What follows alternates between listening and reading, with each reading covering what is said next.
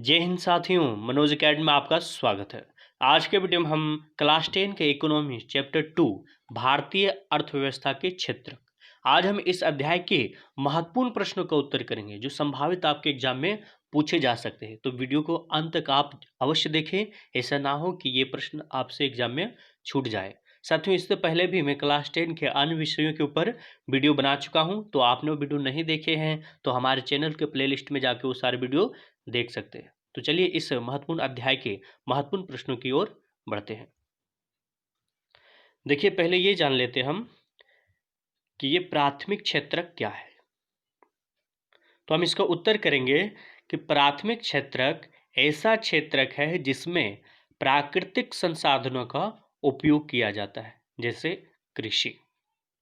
आगे बढ़ते हैं। देखिए, द्वितीय क्षेत्रक क्या है, तो हम इसका उत्तर करेंगे इसमें प्राथमिक क्षेत्रक अथवा प्राकृतिक संसाधनों का उपयोग करके उनसे विभिन्न वस्तुओं का निर्माण किया जाता है, जैसे चीनी उद्योग, वस्त्र उद्योग इत्यादि। आगे देखते हैं, तृतीय क्षेत्रक क्या है, तो हम इसका उत्तर करेंगे कि प्राथमिक और द्वितीय क्षेत्रों में विकास के लिए सहायता करने वाली गतिविधि तृतीय क्षेत्रक कहलाता है, जैसे संचार, बैंक सेवाएं, शिक्षक इत्यादि। ये सभी तृतीय क्षेत्र के उदाहरण हैं। अब देखिए, ये अभ्यास से जो प्रश्न है काफी महत्वपूर्ण प्रश्न है कि तृतीय क्षेत्रक अन्य क्षेत्रकों से कैसे भिन्न है, सोदाहरण व्याख्या कीजिए। अब ये देखिए, नंबर ये दिया हुआ है, लेकिन आप अभ्यास के जो प्रश्न है उसमें खोज लीजिएगा कि कौन सा नंबर का प्रश्न है। तो देखिए, उसका उत्तर हम कर रहे हैं कि प्राकृतिक संसाधनों का प्रयोग जहां प्राथमिक क्षेत्रक में किया जाता है, वहीं पर द्वितीय क्षेत्रक में प्राथमिक क्षेत्र के संसाधनों का प्रयोग द्वारा वस्तुओं को बनाया जाता है, जबकि तृतीय क्षेत्रक में किसी प्रकार की वस्तु का निर्माण नहीं किया जाता है, जबकि इस क्षेत्र में केवल ऐसी सेवाएं प्रदान की जाती है जो प्राथमिक और द्वितीय क्षेत्र के विकास के लिए आवश्यक होते हैं। अब इसका हम उदाहरण करेंगे कि उदाहरण के लिए प्राथमिक और द्वितीय क्षेत्र में वस्तु का वितरण, भंडारण आदि उपयोगी ढंग से किया जाता है, जबकि तृतीय क्षेत्र में इसी दिशा में पर्याप्त आवश्यक सुविधा हो, जैसे आधारभूत संरचना, परिवहन इत्यादि। अब देखिए, इसी में एक और महत्वपूर्ण प्रश्न है कि असंगठित क्षेत्रों में श्रमिकों का शोषण किया जाता है।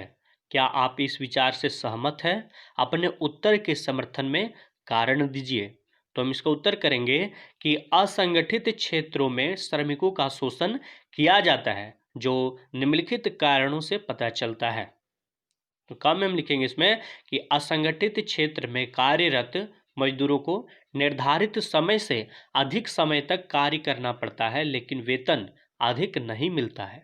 ख में लिखेंगे कि इस क्षेत्र में सवेतन छुट्टी, पेड लीव, अवकाश, बीमारी के कारण छुट्टी इत्यादि सुविधाओं का अभाव पाया जाता है। ग में हम लिखेंगे कि इस क्षेत्र के लोगों को कम वेतन मिलता है और कार्य अधिक करना पड़ता है। घ में लिखेंगे असंगठित क्षेत्र में लोगों को काम मिलता है और कभी काम नहीं मिलता है। अब देखिए, ये भी महत्वपूर्ण प्रश्न है कि प्रचंड बेरोजगारी से आप क्या समझते हैं? शहरी एवं ग्रामीण क्षेत्रों से उदाहरण देकर व्याख्या कीजिए। तो हम इसका उत्तर करेंगे कि प्रचंड बेरोजगारी एक ऐसी स्थिति है जिसमें नजर आता है कि प्रत्येक व्यक्ति कुछ ना कुछ काम कर रहा है, परंतु कोई भी व्यक्ति पूर्ण रूप से काम नहीं करता है। लोग काम करते हैं परंतु अपनी पूरी क्षमता के साथ काम नहीं करते हैं। इसे अदृश्य बेरोजगार भी कहा जाता है। अब देखिए, उदाहरण के लिए ग्रामीण क्षेत्रों में प्रचंड बेरोजगारी, हम लिखेंगे इसमें कि एक किसान के पास 2 एकड़ जमीन है। उस जमीन में किसान 3 व्यक्ति को रोजगार दे सकता है, किंतु उस किसान के परिवार के 6 व्यक्ति उस खेत में काम कर रहे हैं। इस प्रकार इसमें 3 व्यक्ति अदृश्य बेरोजगारी से पीड़ित है।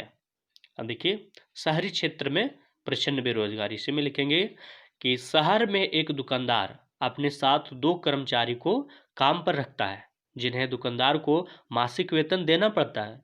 दुकानदार अपने बेटे को भी काम में लगाया हुआ है, जिसे वेतन नहीं देना पड़ता है। इस प्रकार उसका बेटा प्रच्छन्न बेरोजगारी से पीड़ित है। अब देखिए, खुली बेरोजगारी और प्रच्छन्न बेरोजगारी के बीच अंतर लिखे। आप इसे कॉलम बनाकर लिख सकते हैं। एक साइड लिखे खुली बेरोजगारी और दूसरी साइड प्रच्छन्न बेरोजगारी। तो खुली बेरोजगारी में आप लिखिएगा कि कम है कि खुली बेरोजगारी में किसी एक व्यक्ति को रोजगार नहीं मिलता। हम इसमें लिखेंगे कि इसमें व्यक्ति का वेतन या पारिश्रमिक मिल ही नहीं सकता। ग में लिखेंगे कि खुली बेरोजगारी में व्यक्ति किसी का सहायता नहीं कर सकता है। अब देखिए, ये प्रच्छन्न बेरोजगारी वाली साइड में लिखेंगे क में कि प्रच्छन्न बेरोजगारी में व्यक्तियों को रोजगार मिलता है परंतु बेरोजगारी छुपा रहता है। ख में लिखेंगे कि प्रच्छन्न बेरोजगारी में भी पारिश्रमिक नहीं मिलता परंतु कार्य करने में संतुष्टि मिलती है। अब ग में इसमें लिखेंगे कि प्रच्छन्न बेरोजगारी में व्यक्ति किसी भी कार्य करके दूसरे को सहायता करता है। आगे लो प्रश्न देखते हैं। देखिए, यह भी काफी महत्वपूर्ण प्रश्न है कि राष्ट्रीय ग्रामीण रोजगार गारंटी अधिनियम के उद्देश्यों की व्याख्या कीजिए। तो हम इसका उत्तर करेंगे कि राष्ट्रीय ग्रामीण रोजगार गारंटी अधिनियम 2005 के उद्देश्य का में लिखेंगे, सरकार वे सभी लोगों को 100 दिन का काम दिलाने की गारंटी देती है जो काम करने में सक्षम है तथा जिन्हें काम की आवश्यकता है। ख में लिखेंगे, इसमें केवल कच्चा काम किया जाता है जिससे मिट्टी मोरंगी। ग में लिखेंगे कि यदि सरकार काम दिलाने में असमर्थ रहती है तो वह लोगों को बेरोजगारी भत्ता देती है। घ में लिखेंगे कि इस नियम के तहत वैसे कामों को प्राथमिकता दी जाती है जिस काम से भविष्य में भूमि से उत्पाद बढ़ाने में सहायता मिलेगी। तो साथियों, इस अध्याय के ये सभी महत्वपूर्ण प्रश्न थे। तो साथियों, आपको ये वीडियो कैसा लगा आप हमें कमेंट करके अवश्य बताएं। साथ ही हमारे चैनल में आप न्यू आए हैं, अभी तक हमारे चैनल को सब्सक्राइब नहीं किए हैं तो हमारे चैनल को सब्सक्राइब अवश्य कर लीजिएगा। आपका बहुत बहुत धन्यवाद।